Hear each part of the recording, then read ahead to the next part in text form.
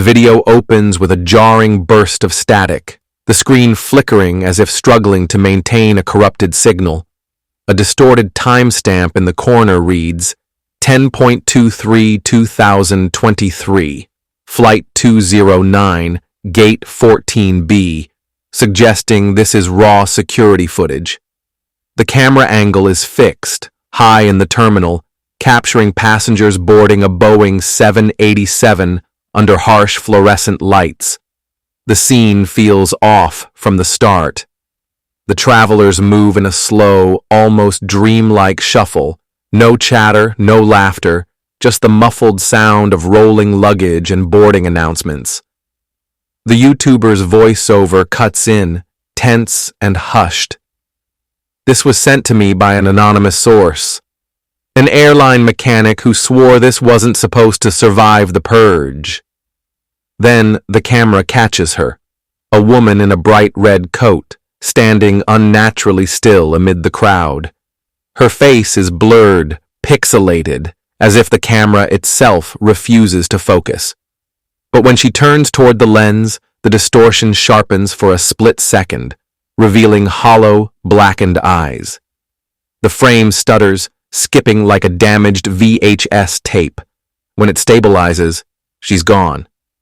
The narrator's breath hitches. Watch the back row. Every time she appears, the system glitches. As the last passengers board, a child's voice pierces the ambient noise. "Daddy, why is that lady crying?" But no one reacts. The screen cuts to black. When the footage resumes, the timestamp has jumped forward. The jet bridge is empty, except for the red-coated woman now standing at the doorway, facing the camera. Her head tilts, mechanical, deliberate. Then the feed dies with a deafening pop of dead air. The narrator's final line lingers. The airline reported all 217 passengers boarded, but the manifest only listed 216 inches. The screen flickers to life with a grainy, low-resolution clip, clearly taken from an onboard camera, its timestamp reading 3:42 a.m., somewhere over the Atlantic. The cabin is dimly lit, most passengers asleep, their faces washed in the eerie blue glow of overhead reading lights. The hum of the engines is steady, almost soothing, until the first anomaly hits. A single light flickers, then another. The camera, mounted near the rear galley, captures a flight attendant pausing mid-step. She tilts her head as if listening to something just beyond human hearing. A baby stirs in its bassinet, letting out a thin, uncertain whimper. Then, a child's voice, too clear, too close to the microphone. "Mommy, who are those people outside?" The camera jerks toward the nearest window. At first, there's only darkness, the void of night at 35,000 feet. Then, a shadow shifts. A hand, pale and too long, presses against the glass from the outside.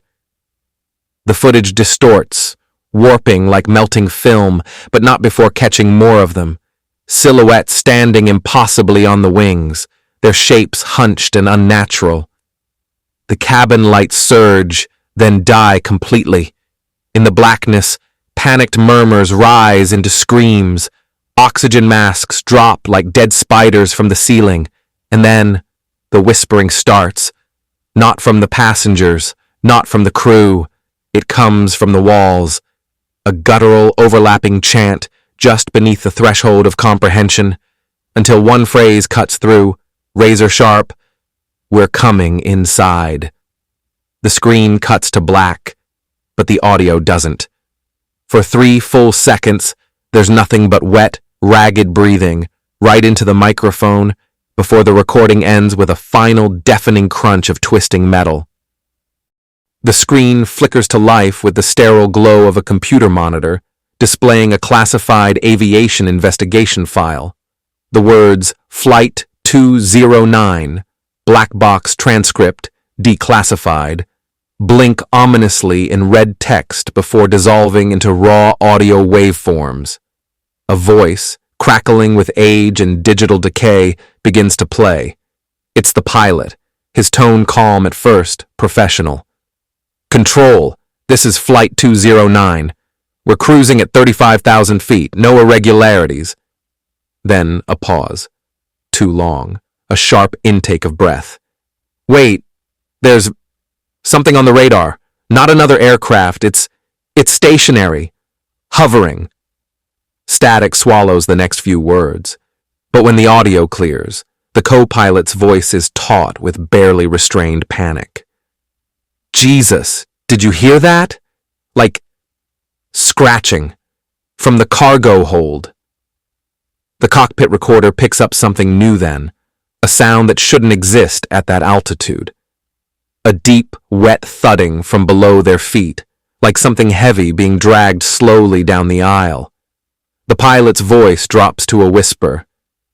They told us about this in training, the empty seat phenomenon. Always one more passenger than the manifest shows. A scream cuts him off, not from the cockpit, from the cabin. The audio becomes chaos, a symphony of terror, passengers shrieking, something metal being wrenched apart, and beneath it all, that same rhythmic scratching, now closer, now louder, then crystal clear, a child's voice whispering directly into the recorder. They're in the walls now. The final transmission is the pilot, his voice breaking as he chokes out 4 words that will haunt investigators for decades. God help us. The recording cuts abruptly to silence. The screen goes dark. Then, in blood-red letters that seem to drip down the monitor, last known position, 33 degrees 12 minutes north, 64 degrees 38 minutes west. The coordinates of the Bermuda Triangle. The screen flickers awake one last time, revealing a haunting, still image. A freeze frame from Flight 209's final moments. The cabin is a war zone of overturned seats, luggage strewn like corpses, oxygen masks dangling like nooses. But the most unsettling detail? There are no passengers, no bodies, no signs of struggle. Just empty rows where 216 souls should have been. Then, movement. The footage lurches forward at a glacial pace, each frame stuttering as if fighting against deletion. The camera, mounted near the rear galley, captures something impossible, the woman in the red coat. She stands perfectly still at the center aisle, facing away from the lens. Her posture is wrong, spine too straight, shoulders too angular. A whisper slithers through the audio, barely audible beneath the white noise. You shouldn't be watching this. The woman's head begins to turn, slowly, too slowly.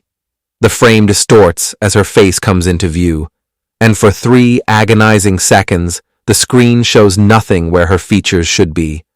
Just a yawning void, darker than the black around it. Then the distortion clears. Her face is now fully visible, and it's smiling. Not a human smile.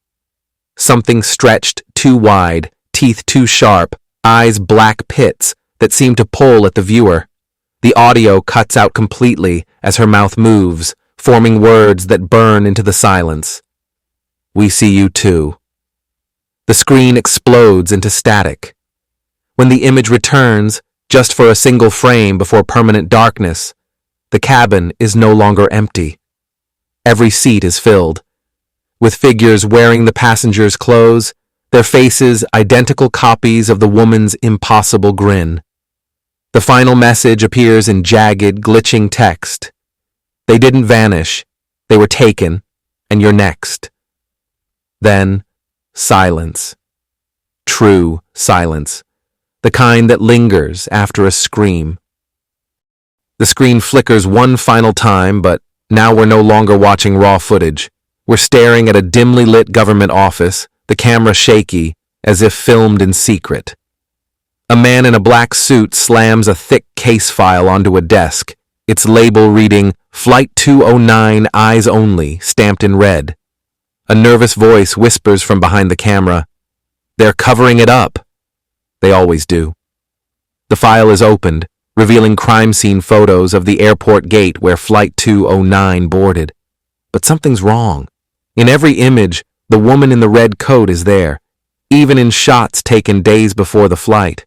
Always blurred, always watching. A newspaper headline flashes on screen. Officials deny leaked footage, call it elaborate hoax. But the date on the paper is from 1987. The camera zooms in on a classified document buried in the file. A single line is highlighted. Subject, Operation Wayfarer, containment protocol initiated. Then a sudden noise, a door creaking open off camera. The man in the suit freezes. The camera jerks toward the sound, but all we see is a sliver of darkness, and the faintest glimpse of red fabric disappearing around the corner. The footage cuts to a news broadcast. A tired-looking anchor stares into the camera. Authorities have confirmed the YouTube channel responsible for leaking the Flight 209 footage has been terminated. The uploader remains missing. The screen glitches violently, and for one frame, the anchor's face distorts into the woman's smile. The video ends with a final message, typed slowly as if by an unseen hand. They erase the flights. They silence the witnesses. But the woman in red? She wants you to keep looking. Then static. And in the very last second before the screen goes black forever, a whisper, "Find us." Thanks for watching.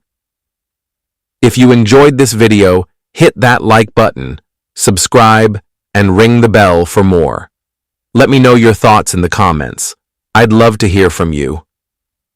See you in the next one. Bye for now.